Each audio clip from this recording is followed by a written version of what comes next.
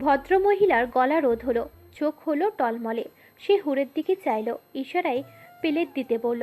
হুর একদম চুপচাপ সবকিছু করে যাচ্ছে। মায়ের জন্য খাবার তুলে দিয়ে সে বলল, আমি পরে খাবো। কেন? আপনারা খেয়ে নিন, আমি পরিবেশন করছি। পরিবেশন তো করছোই, এখন তুমিও বসো, কথা বাড়িও না। মেয়েটির পা থমকে আছে। ওর যে খেতে ইচ্ছে করছে না, তবুও মুখের উপর মানা করতে পারে না। অল্প একটু খাবার তুলে নেয়, তারপর শুরু হয় খাওয়ার পর্ব। লতিফার হাতের রান্না ভালো। মেয়েদের রান্না যদিও ভালোই হয়, তবে লতিফার রান্না আলাদা করে প্রশংসা করতেই হয়। জিহান তৃপ্তি নিয়ে খাবার খায়, লতিফা এইটা সেটা এগিয়ে দিতে থাকেন। অনেক শখ ছিল একটা ছেলে, তার দুই চোখ অশ্রুতে ভেজা। তবে বোধহয় সৃষ্টিকর্তা শখটা পূরণ করেই দিলেন। খাবার খেয়ে বসতে নেই, একটু চলাফেরা করে নিতে হয়। জাহিন আর হুর বের হয়েছে। গ্রামের পরিবেশে খুব একটা থাকা হয়নি জাহিনের। অনেক ছোট থেকেই সে শহরে মানুষ হয়েছে, ইট পাথর দেখে বড় হয়েছে। ওরা কাঁচা মাটির সড়ক দিয়ে চকের দিকে এসেছে। খেতে ধান বোনা হয়েছে, ফলে চারপাশ কেমন সবুজ লাগে। হুর নীরবে পথ চলে। কথা শুরু করে জাহিন। তুমি অনেকটা চুপ হয়ে আছো মনে হচ্ছে। চমকায় মেয়েটি। সে এখনও ধ্যানেই ছিল। ওর চমকানো ভাবও লক্ষ্য করেছে জাহিন। না, ঠিক আছে তো। কোথায় ঠিক আছো? কথাই তো বলো না। না মানে কি বলবো? কিছু বলার নেই? মেয়েটির চোখের দ্বিধার দেখা মেলে। জাহিন হতাশ হয়ে পড়ে। তার সাথে এই মেয়েটি এখনো সহজ হতে পারেনি। হুর, বড় মায়া লাগে কণ্ঠটায়। মেয়েটি তাকায়, ডাগর দুটো চোখের দৃষ্টি পুরুষটির মুখশ্রী স্পর্শ করে যায়। তুমি অসম্ভব সুন্দর। ছোট্ট একটা বাক্য, তবে কেমন জাদু মিশানো। হুরের সমস্ত শরীরে কম্পন ধরে। জাহিন এগিয়ে এসে মেয়েটির হাত স্পর্শ করে। তোমার মন খারাপ? হুম। তাহলে? আপনার অসুবিধা হবে আমাদের বাড়িতে। হচ্ছে না তো। আমি দেখেছি আপনি গোসল করতে পারেননি ঠিক মতো। এই কথাটা মিথ্যে নয়। টিনের বেড়া দিয়ে তৈরি গোসলখানায় জাহিনের গোসল হয়নি ঠিকমতো, তবুও লুকানোর প্রয়াসে বলে। ভুল দেখেছো। মেয়েটি কিছু বলে না। পুরুষটি তার হাতের তালু দ্বারা ওর গাল স্পর্শ করে। নরম গালে পুরুষটির শক্ত স্পর্শ পেয়ে নড়ে চড়ে ওঠে সে। চলুন বাসায় যাই। সহসায় বলে ওঠে মেয়েটি। জিহানের কপালে ভাঁজ তৈরি হয়। মাত্রই তো এসেছি। না মানে। ও আটকায়, কি বলবে বুঝতে পারে না। এলোমেলো লাগে, দ্বিধা তৈরি হয় বুকে। সেটি বুঝে জাহিন, তাই বলে। চলো ফিরে যাই। তারপর চলতে থাকে গন্তব্যের দিকে। এবার অনুশোচনা জাগে মেয়েটার অন্তরে। পুরুষটি তার থেকে কিছুটা আগানো, বড় মায়া দিয়ে কালখানা স্পর্শ করেছিল। আর ও কিনা দ্বিধায় পড়ে মানুষটাকে বিভ্রান্ত করলো। এই অন্যায় পাপ হুরকে একটু একটু করে দমন দিতে লাগলো। এক সুখময় যন্ত্রণা প্রতিনিয়ত তাকে গ্রাস করে চলেছে। জাহিনকে তার ভালো লাগে, মানুষটার স্পর্শ তাকে পরিপূর্ণ করে তোলে। কিন্তু তাহির নামক দ্বিধাটি সেই সুন্দর বিষয়গুলোকে প্রতিনিয়ত এলোমেলো করে দেয়। শুধু মনে হয় যখন তাহির ফিরবে তখন কেমন হবে। সব কিছু ঠিক থাকবে তো, নাকি সব কিছু ভাসিয়ে নেবে বানের জলের মতো। থমথমে মুখে ফিরল জাহিন। তার মনটা ঈষৎ খারাপ। একই অনুভূতি হুরের মাঝেও বিরাজমান। সে শান্ত দৃষ্টিতে সামনে এগিয়ে চলেছে। জাহিন এসে নির্দিষ্ট কক্ষে চলে গিয়েছে। হুরকে দেখে লতিফা ডাকলেন। এসেছিস? মাত্র তো গিয়েছিলে। দুপুরে খাবার তো লেট করে খেলাম মা, বিকেলও হয়ে গেছে তাই ফিরে এলাম, বেশি দূর যাইনি। ইচ্ছে করে মিথ্যেটা বলল হুর। সে চায় না মা কোনোভাবে বিষয়গুলো নিয়ে কষ্ট পাক। ও চায় মা ভালো থাকুক। ভালো কথা মনে করালি। ছেলেটাকে একটু চা করে দে, ভালো লাগবে। মেয়ের বাহু স্পর্শ করে বললেন লতিফা। হুর শুকনো একটি ঢোক গিল, তারপর এগিয়ে যায় রান্নাঘরের দিকে।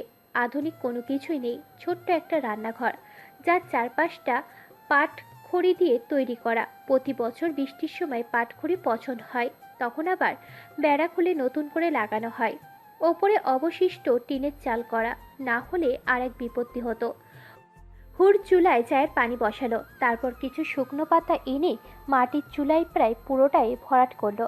তাতে আগুন ধরিয়ে দিয়ে পিছনে ঘুরতেই একটা লম্বা মূর্তির মতন নজরে পড়ল। হঠাৎ হাওয়ায় ভরকালো সে। জাহিন ছোট্ট ছোট্ট চোখে তাকিয়ে শুধালো, ভয় পেয়েছো? না। ওভাবে চমকালে যে। আপনি কখন এলেন? ঘরে তো ছিলেন। এসে তো ঘরে যাওনি, আন্টিকে জিজ্ঞাসা করতে এদিকের কথা বললেন। ও। তারপর কয়েক সেকেন্ড নীরবতা।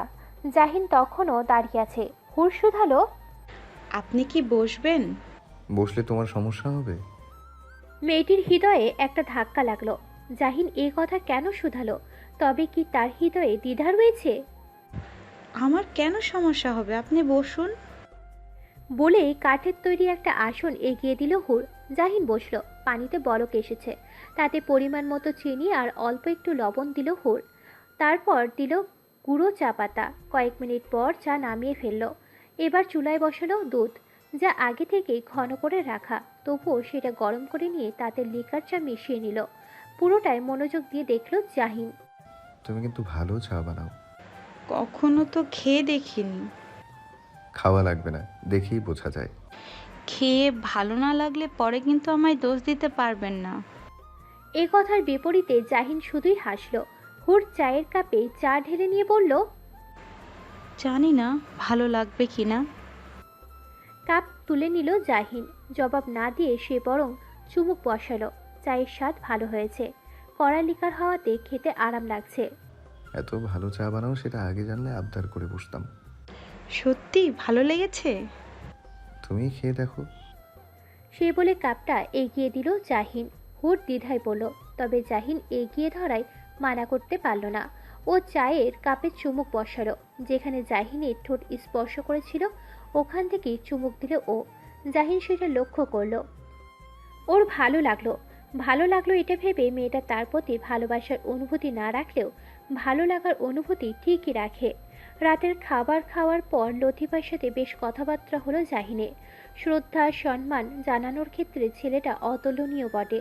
ওর প্রতিটা কাজ চলন বলনে মুগ্ধ হয়ে যাচ্ছে হুর। আকাশের বুক থেকে মেঘের দল একটু একটু করে সরতে শুরু করেছে। মেয়েটি তখনও এক ধ্যানে চেয়ে। লতিফা আবার বাহু টেনে ধরলেন। কি হয়েছে তোর? কিছু হয়নি তো মা। কতবার ডাকছি, উত্তর করছিস না যে? ডেকেছো?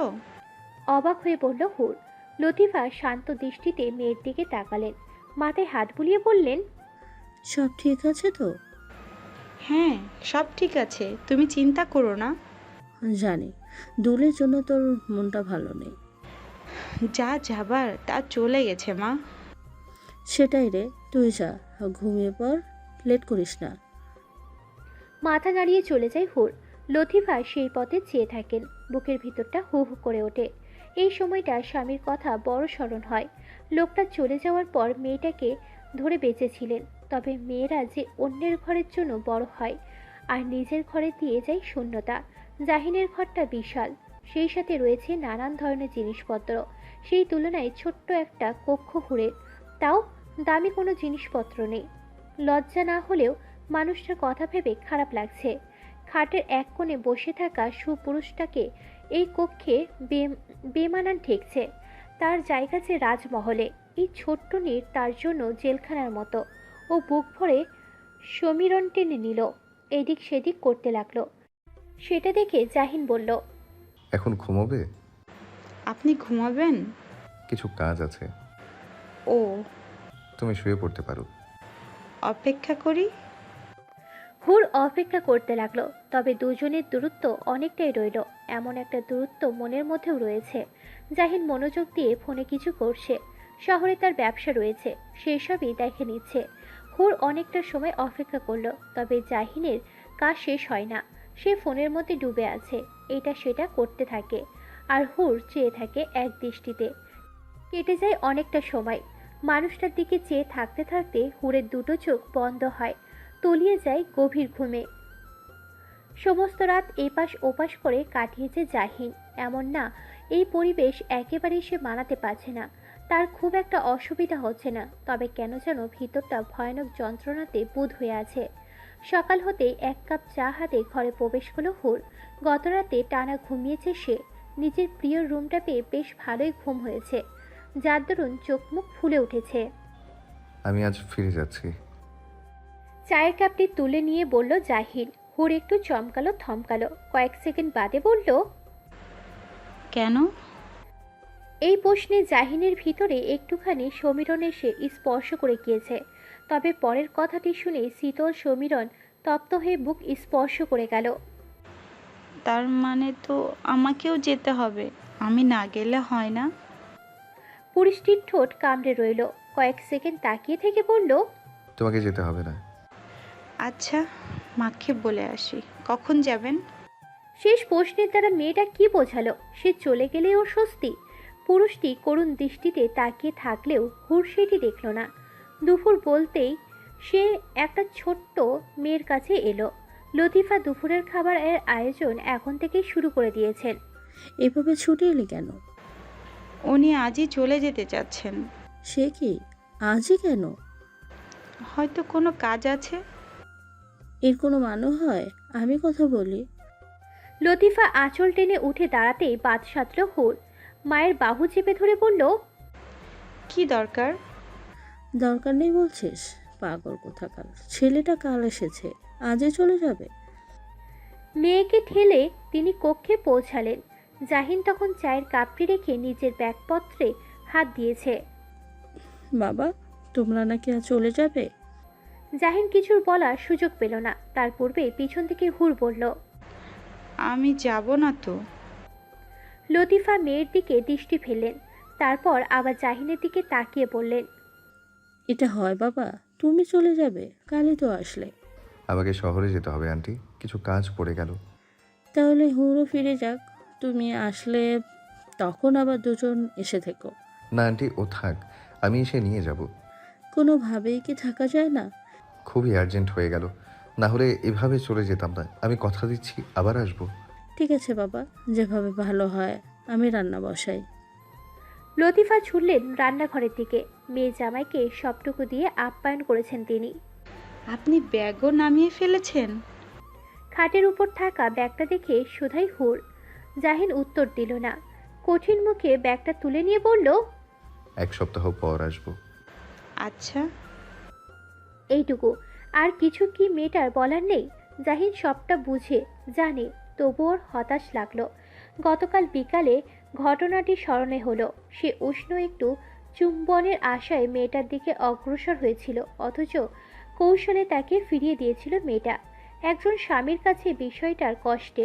দুপুরের খাবার খেয়ে মাত্র কয়েক মিনিট অপেক্ষা করলো জাহিন, তারপরই ব্যাগপত্র নিয়ে বের হয়ে গেল। লতিফা আরও একবার অনুনয় করলো, তবে অনুনয়টি রাখতে পারল না ছেলেটা। তাকে যেতেই হলো। হুরের আহামরি কোনো অনুভূতি হচ্ছে না। মানুষটা ওর স্বামী, একটা ভালো লাগা কাজ করে ঠিকই, তবে সংকোচের দরুন দূরত্বটা রয়েই গিয়েছে। ও এইটা ভেবে স্বস্তি পেল মানুষটিকে অন্তত এই পরিবেশে আর কষ্ট পেতে হবে না। তাছাড়া কিছুটা সময় ওর প্রয়োজন। আজকাল হৃদয় বড় প্রহর করে চলেছে। জাহিনের কাছাকাছি হওয়া মাত্রই তাহিরের কথা স্মরণ হয়। তীব্র অস্বস্তিতে ভালো লাগা পরিণত হয় ভ্রমে। ভয় এসে চেপে ধরে গলা, আর তারপর বাড়ে দূরত্ব। আশ্চর্য হলেও সত্যি, জাহিনের ফোন নাম্বারটি তার কাছে নেই। সন্ধ্যার নামাজ শেষ করে এসে মা বললেন, জাহিনের সাথে কথা বলেছিস? এ কথাই চমকায় মেয়েটি, কথা বলতে পারে না। লতিফা মাত্রই নামাজ শেষ করে এসেছেন, মেয়ের পাশে বসে বললেন, সব ঠিক আছে? হ্যাঁ মা, সব ঠিক আছে, তুমি ভেবো না। ভাবতে চাই না রে মা, তবু ভাবনা এসে যায়। এই বাড়ির সবাই কেমন? হুর শান্ত দৃষ্টিতে মায়ের দিকে চাই। এই নারীটার জীবনে কি আছে? কিছুই তো নেই, শুধু সে আছে। তার জন্যই তো নিজের সবটুকু শেষ করে চলেছেন। হুরের ভিতরটা তীব্র খারাপ লাগায় বুঁদ হয়ে গেল। ও মায়ের কাঁধে মাথা এলিয়ে দিল। সবাই ভালো মানুষ মা, সবাই খুব ভালো, তুমি চিন্তা করো না। মুখে এ কথা বললেও ওর ভিতরে যে প্রহার চলছে, তাহির নামক ব্যথাটা পুনরায় বুকে সে আন্দোলন করে। ও মনে মনে প্রার্থনা করে তাহির যেন ফিরে না আসে। সে ফিরলে হুরের জীবনটা বানের জলে ভেসে যাবে। একটা সুন্দর সংসার হওয়ার পূর্বেই তাতে ভাঙচুর হবে, যা শেষ করে দেবে একাধিক জীবন। তখন বিচ্ছেদ ছাড়া আর কোনো উপায় থাকবে কি? প্রথম দিন ভালোভাবে গেলেও দ্বিতীয় দিন হুরের ভিতরটায় অস্থিরতা নেমে এলো।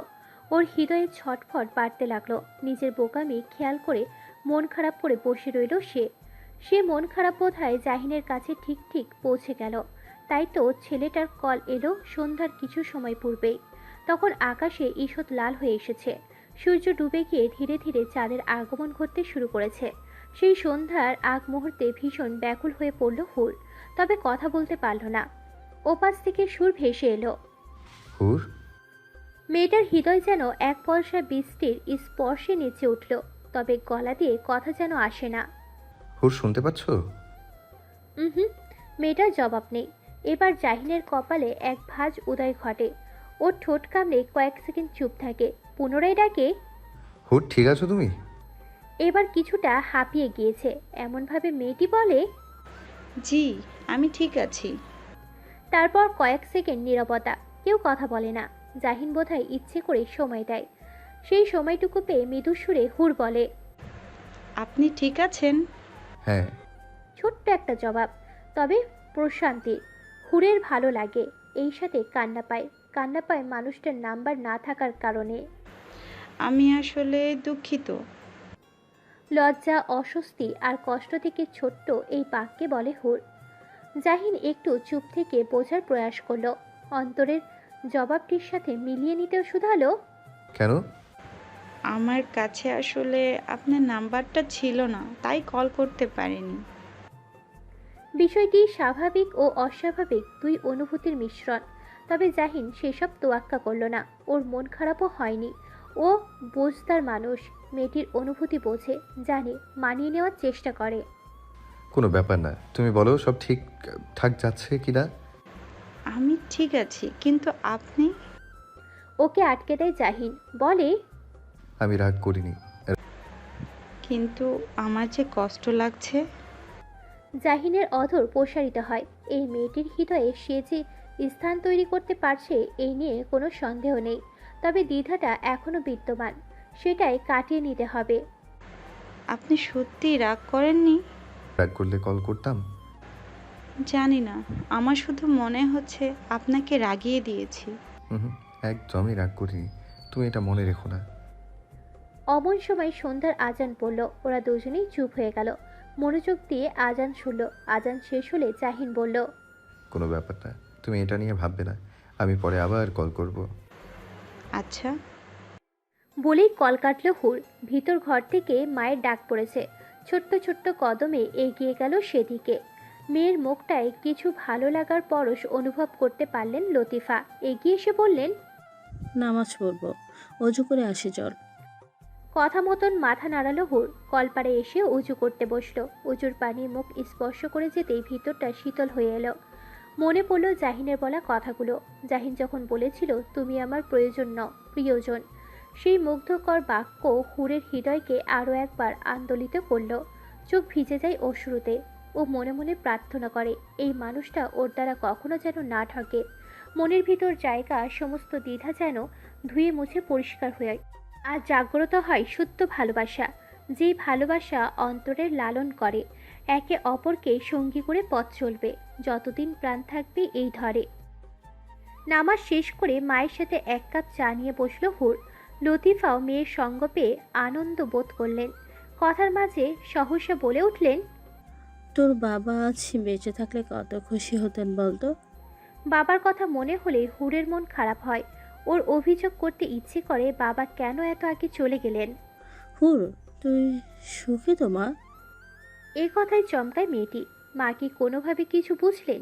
তিনি এগিয়ে এসে কন্যার গাল স্পর্শ করেন।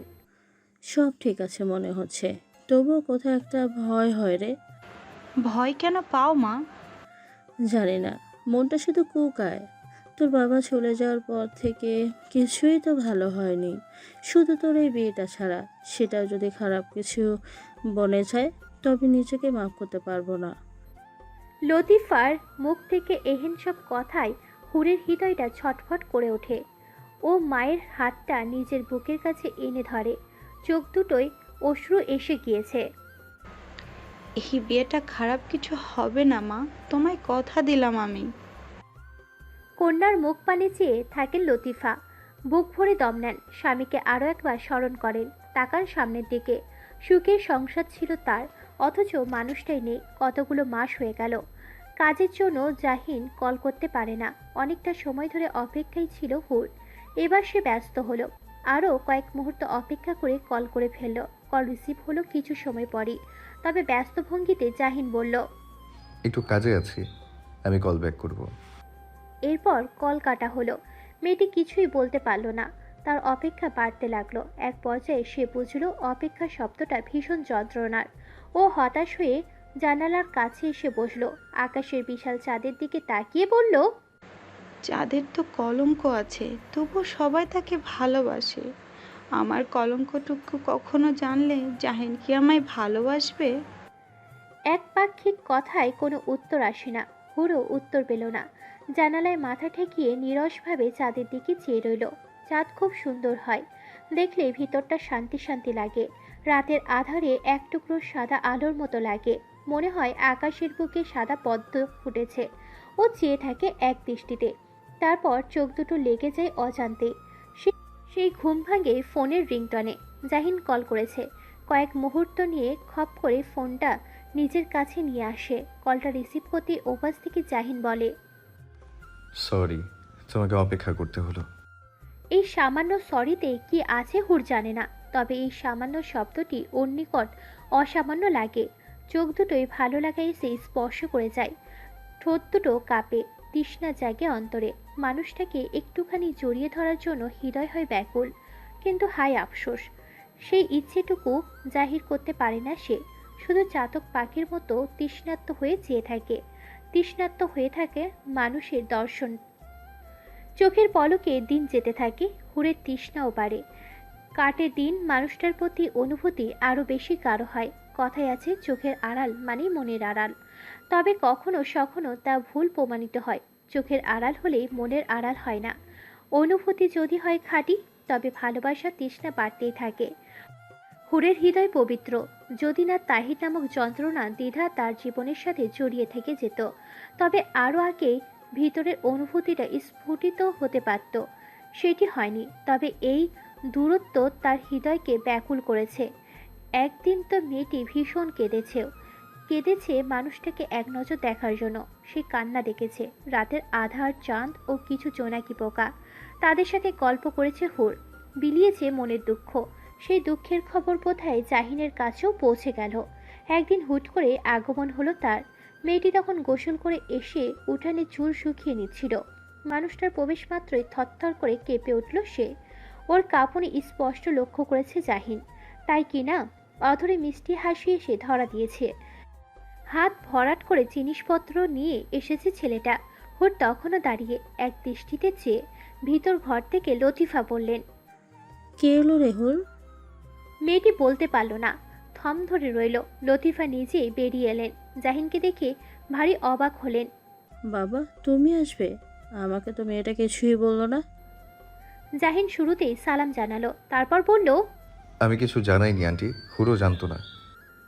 মেয়েটির দিকে দৃষ্টি ফেল জাহিন। চোখ দুটো অবিশ্বাস্য ও মুচকি হাসল। লতিফা বললেন, এখনো দাঁড়িয়েছিস কেন? এই মেয়েটা কি চেয়ে? বলতে বলতে মেয়েটির গায়ে স্পর্শ করলেন তিনি। ধ্যান ভেঙে চাইল হুর। লতিফা বললেন, জামাইকে ঘরে নিয়ে যা। ও মাথা ঝাঁকালো। তারপর জাহিনের হাত থেকে কিছু জিনিসপত্র নিজের হাতে তুলে নিয়ে ঘরের দিকে এগোলো। সই কক্ষে ফিরে জিনিসপত্রগুলো রাখা মাত্রই জাহিন শুধালো, কদিনে মনে হচ্ছে শুকিয়ে গিয়েছো। সত্যি শুকিয়েছে মেয়েটা।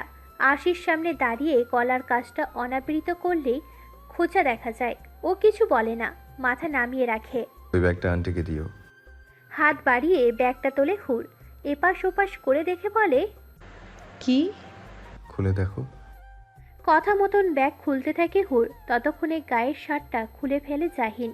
সে গোসল করে এসেছে, শুধু শার্ট খুলে টি শার্ট পরে নিলেই হবে। ব্যাগটা খুলতে খুলতে জাহিনের অনাবৃত দেহের দিকে মেয়েটির চোখ আটকে যায়। সুদর্শন বলতে যা বোঝায় তার সবটুকু মানুষটার মাঝে রয়েছে। ও চোখ নামিয়ে ব্যাগটা খুলে ফেলে। সুন্দর দুটো শাড়ি রয়েছে তাতে। রংটা মায়ের সাথে বেশ মানাবে। আন্টিকে দিয়ে এসো, রংটা ঠিক আছে? মায়ের জন্য এনেছেন? হুম। উল্টে পাল্টে রাখে হুর। এইটুকু বোঝে শাড়িগুলো বেশ দামি। ও একটু অস্বস্তি অনুভব করে। এগুলো দরকার ছিল না। কেন? কত দামি এগুলা, শুধু শুধু খরচ করলেন। দামের কথা কেন বলছো? উপহার কখনো দাম দিয়ে বিচার করতে হয় না। কি সুন্দর করে কথাটা বলল জাহিন, মন জুড়িয়ে যাওয়ার মতো। হুরের ভিতরটা স্বস্তিতে ভরে ওঠে। অনেক দিন হয় মা নতুন কাপড় পরে না। মাকে নতুন কাপড়ে দেখা লোভটা একেবারেই সামলাতে পারল না ও। চট করেই চলে গেল মায়ের কাছে। মা তখন তড়িঘড়ি করে রান্না বসাচ্ছিলেন। ছেলেটা হাসবে জানলে কত আগে রান্না বসিয়ে দিতাম। কি অবস্থা, ঘরে তো ভালো কিছুই নেই। সে কথায় পাত্তাই দেয় না হুর, ও বরং একটা শাড়ি নিয়ে মায়ের দিকে এগিয়ে যায়। সেটা আলগোছে মায়ের গায়ে রাখতেই লতিফা বললেন, কি করছিস? একটু চুপ করো তো। পরপর দুটো শাড়ি মায়ের গায়ে দিয়ে দেখে হুর, সত্যিই খুব সুন্দর। ও দুটো চোখ খুশিতে ভরে ওঠে। আজকে এটা পরবে। এসব কি? এই শাড়ি এগুলোতে অনেক দাম মনে হচ্ছে। তোমার জন্য নিয়ে এসেছেন। হায় আল্লাহ, এত টাকা! এই বলে শাড়ি দুটো হাতে তুলে নিলেন লতিফা। লজ্জায় তার মুখ রাঙা হয়ে গিয়েছে। কি বলো তো, ছেলেটা এসে গেল, আমি কিছুই দিতে পারলাম না। এর মধ্যে লতিফা হীন মনতা অনুভব করলেন। হাজার হোক মেয়ের জামাই তো, যত্ন করার দায়িত্ব। তিনি বিচলিত হলেন। হুর মায়ের বাহু চেপে ধরে শান্ত করে বলল, তুমি এমন করছো কেন? এমন করবো না, ছেলেটাকে কিছুই দিতে পারলাম না। উনি ভালো মানুষ মা, বুঝদার, এসব নিয়ে কষ্ট পেও না। লতিফা সরল চোখে মায়ের দিকে তাকালেন। এই প্রথম মেয়ের মুখে প্রশংসা শুনলেন তিনি। ওনার ভিতরটা খুশিতে ভরল। তিনি একটু দ্বিধায় ছিলেন মেয়ের সুখে আছে কিনা, এটা ভেবেই বুকটা হু হু করছিল। কিন্তু এখন মনে হচ্ছে মেয়ের জন্য সর্বোচ্চ ভালো সিদ্ধান্ত নিয়েছেন তিনি। সেই জন্য মনে মনে সৃষ্টিকর্তার নিকট শুকরিয়া আদায়ও করলেন। শুধু লতিফার জন্য নয়, হুরের জন্য নতুন পোশাক এনেছেন জাহিন। দুপুরের খাওয়া দাওয়া শেষ করেই বলেছে বিকেলে তারা বের হবে। এই তারের মধ্যেই এনেছে লতিফাও। এই শুনে তিনি বড় লজ্জায় রাঙা হয়েছেন। মানা করেছেন, তবে জাহিন জানিয়েছে যেতেই হবে। ও চায় চলে যাওয়ার আগে একটা সুন্দর বিকেল কাটাতে। পাশের গ্রামেই মেলা বসেছে, সেখানে যাবে তারা। লতিফাকে এক প্রকার জোর করেই নতুন কাপড় পরালো হুর। তারপর হাসি হাসি মুখে মাকে জড়িয়ে ধরল। কতদিন পরে তোমাকে এভাবে দেখলাম মা। লতিফা লজ্জা পাচ্ছিলেন। তার লজ্জা দেখে হুরের আবার চোখে জল আসে। মা মেয়ে একজোট লজ্জা, খুশি ও চোখের জল ফেলে। তারপর হুর চলে আসে নিজের কক্ষে। জাহিন পুরো তৈরি, কালো রঙের টি শার্ট পরেছে সে। অদ্ভুত সুন্দর লাগছে তাকে। আর চোখে মানুষটাকে দেখতে দেখতে চুল ঠিক করছিল হুর। আর জাহিন ছিল ফোনে মগ্ন। হুট করে যখন তাদের চোখাচোখি হলো, হুর তখন চমকালো, কেঁপে উঠল। ওর হঠাৎ এহেন আচরণে থমকালো জাহিনও। মেয়েটির পোশাক বদলে এসেছে, সুন্দর লাগছে ভীষণ। মায়া মায়া অনুভব হতেই জাহিন এগিয়ে এলো। তারপর গায়ের ওড়নাটা টেনে ধরে মাথার ঘোমটা মতন টেনে দিল। ঠোঁটে হাসি রেখে বলল, এবার নতুন বউ লাগছে। নতুন বউ শব্দটা মেয়েটির হৃদয়ে এসে আটকে যায়, অধর প্রসারিত হয়। একই সাথে লজ্জাও পায়। ও দৃষ্টি অবনত করে। হাতটা আলগোছে মানুষটার বুকে স্পর্শ করায় বড় ভালোবাসা মিশিয়ে বলে, কথা দিচ্ছি, আজকের দিনটার জন্য আজীবন কৃতজ্ঞ থাকবো। হুরের দিনগুলো আনন্দে কাটছিল। একটু একটু করে স্বাভাবিকতা ফিরে পাচ্ছিল সে। জাহিন যেহেতু ঢাকায় ব্যবসা করে, তাই নিয়মিত সেখানে যাতায়াত করতে হয় তাকে। সেই জন্য মেয়েটির অপেক্ষা একটু হলেও বাড়তে থাকে। এই যে যেমন আজ 3 দিন যাবৎ মানুষটার কাছে নেই। বিছানার চাদর ভাঁজ করতে করতে জাহিনের কথাই ভাবছিল মেয়েটি। অমন সময় একজন পরিচালক এসে বলল তিথি আর জুহি এসেছে। মেয়ে দুটো ভারী দুষ্টু। বিয়ের পর আর দেখা না হলেও কেমন একটা মায়া মায়া অনুভব হয় তার। ও দ্রুত বিছানা গুছিয়ে রেখে নিচে নামতে যাচ্ছিল, কিন্তু সেটা হওয়ার পূর্বেই হুড়মুড় করে ঘরে প্রবেশ করলো দুজনে। এসেই মেয়েটাকে পিছন থেকে আঁকলে ধরল। একসাথে বলল, ভাবিজান। দুজনে এমনভাবে চেপে ধরেছে যে মেয়েটি নড়াচড়া করতেও পারছে না। কয়েক সেকেন্ড বাদে হাত আলগা করলো ওরা। অনেকটা হাঁপানোর মতো করে হুড় বলল, তোমরা তো ভয় পাই দিয়েছিলে। কেন কেন, ভাইয়া বুঝি এভাবে জড়িয়ে ধরে? ইঙ্গিত করে হাসলো জুহি। হুড় লজ্জায় মাথা নামালো। প্রসঙ্গ বদলাতে বলল, কখন এসেছো? মাত্রই। বলে আরও একবার হুড়কে জড়িয়ে ধরল জুহি। তারপর কয়েক মুহূর্ত কেটে গেল। তিথি এসে থেকে মেয়েটিকে ভালো মতন লক্ষ্য করছিল। এবার চেঁচিয়ে উঠল, পেয়েছি।